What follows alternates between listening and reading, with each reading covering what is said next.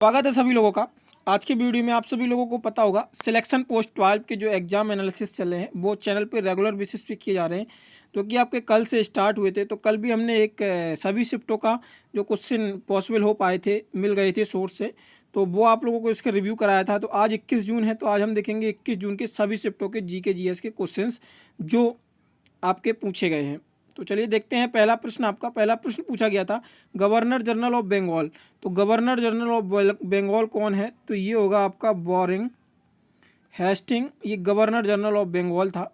इसका जो टेन्योर था वो कितना था? तो वो 1773 से 1785 तक बोरिंग हेस्टिंग का टेन्योर था। और इम्पोर्टेंट चीज़ें देखते हैं, 3 पॉइंट बहुत इंपॉर्टेंट हैं बोरिंग हेस्टिंग से। 1773 का जो रेगुलेटिंग एक्ट आया था वो बोरिंग हेस्टिंग के टाइम पे ही आया था। और 1784 का जो पिट्स इंडिया एक्ट आया था वो भी बोरिंग हेस्टिंग के समय आया था। और एक इम्पोर्टेंट चीज़, जो क्लाइव ने डुअल गवर्नमेंट सिस्टम, क्लाइव के द्वारा जो डुअल गवर्नमेंट सिस्टम स्टार्ट किया गया था वो वॉरेन हेस्टिंग ने उसको ख़त्म किया। अगला प्रश्न देखते हैं। अगला प्रश्न आपका डिसीज और डिफिशियंसी से पूछा गया था। तो यहाँ पे आपका जो प्रश्न पूछा गया था वो डिफिशियंसी ऑफ विटामिन ई की वजह से पूछा गया था। तो जो विटामिन ई की वजह से डिफिशियंसी हो जाती है, यहाँ पे ये पूछा गया था। तो यहाँ से क्या होता है, स्टेरिलिटी यानी कि बांझपन हो जाता है विटामिन ई की वजह से। तो यहाँ पे मैंने सारे विटामिन कवर कर रखे हैं, तो आपके आने वाले शिफ्टों के लिए इंपॉर्टेंट हो सकते हैं। तो विटामिन ए की कमी से क्या होता है? तो ये यहाँ पे रतौंधी हो जाती है। विटामिन बी की कमी से बेरी बेरी हो जाता है। और विटामिन सी की कमी से स्कर्वी। विटामिन डी की कमी से जो होता है वो रिकेट्स होता है। और विटामिन ई की वजह से जो मैंने आपको ऊपर बताया बांझपन यानी कि स्टेरिलिटी।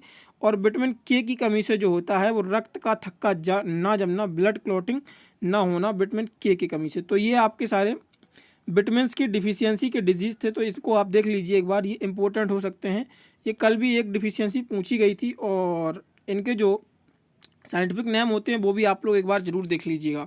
अगला प्रश्न देखते हैं। अगला प्रश्न है digestion in the stomach from the which glands. तो जो गैस्ट्रिक ग्लैंड होता है वो डाइजेशन के लिए डिपेंड होता है। तो इंट्रोड्यूस और सिविल सर्विसेज, तो भारत में सिविल सर्विसेज का इंट्रोड्यूस किसने कराया था? तो ये लॉर्ड कॉर्नवालिस होंगे।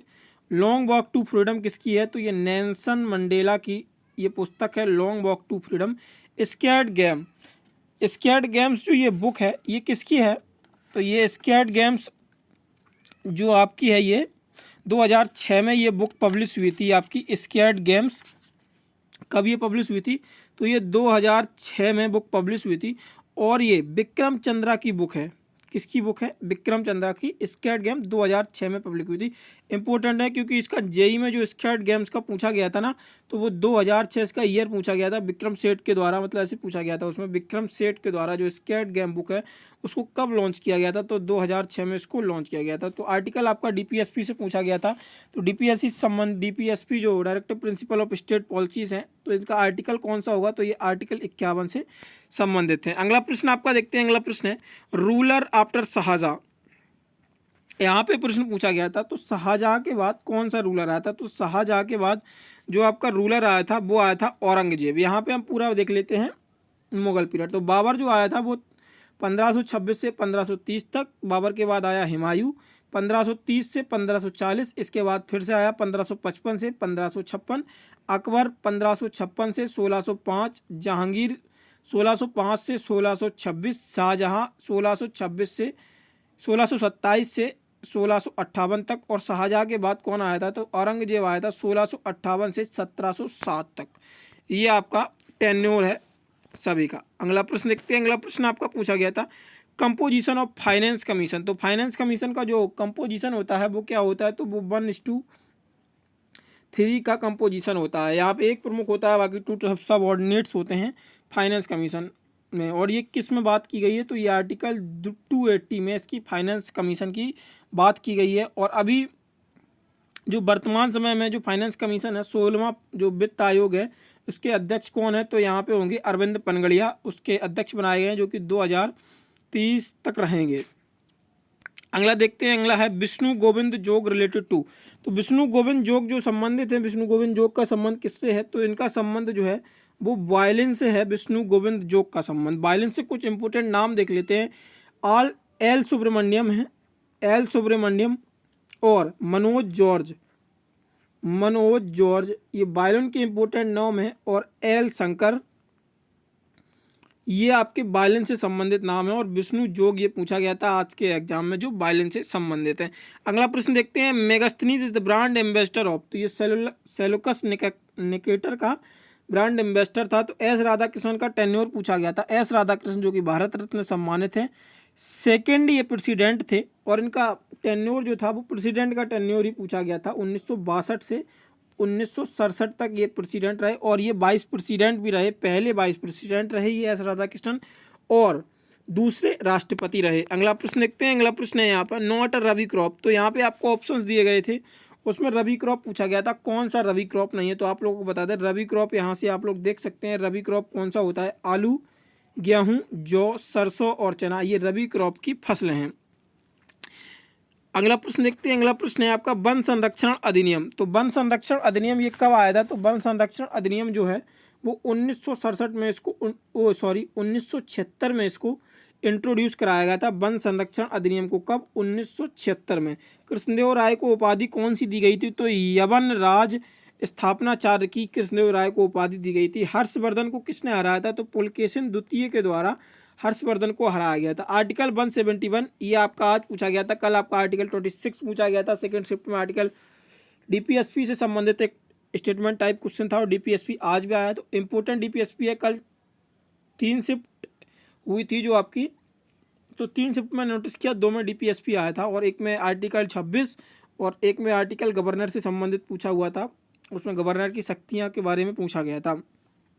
तो यहाँ पे आर्टिकल 171 पूछा गया है, तो ये किससे संबंधित है, तो आर्टिकल जो 171 है वो जिन राज्यों में विधान परिषद हैं, तो जो विधानसभा की सीटें हैं उनका 1/3 से ज़्यादा नहीं होगा, और विधान परिषद 40 से कम सीटों पे नहीं बनाई जा सकती है, ये 171 बताता है। तो लाई हरोबा फेस्टिवल किससे संबंधित है, तो ये लाई हरोबा फेस्टिवल जो है वो मणिपुर से संबंधित है। चेकमेट बर्ड ये किससे रिलेटेड है, तो यहाँ पे जो चेकमेट बर्ड है वो चेस से संबंधित है। आपको यहाँ पे नाम याद रखना है, आर वैशाली, आर प्रज्ञानंद और मैग्नस कार्लसन, ये सारे के सारे चेस से संबंधित लोग हैं।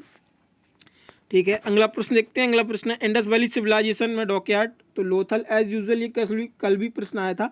तो जिन लोगों ने कल रिव्यू देखा था तो उनका तो ये प्रश्न एकदम करेक्ट गया होगा, और भी 2 प्रश्न ऊपर आए थे वो same as it is repeat हुए हैं। तो ये लोथल होगा इंडस वैली सिविलाइजेशन का। भरतनाट्यम का ओल्ड नेम क्या है, तो ये सादर अट्टम के नाम से पहले जाना जाता था, लेकिन 1932 से इसको भरतनाट्यम के नाम से जाना जाता है, जो कि तमिलनाडु का एक शास्त्रीय नृत्य है। अगला प्रश्न देखते हैं। अगला प्रश्न है यहाँ पे,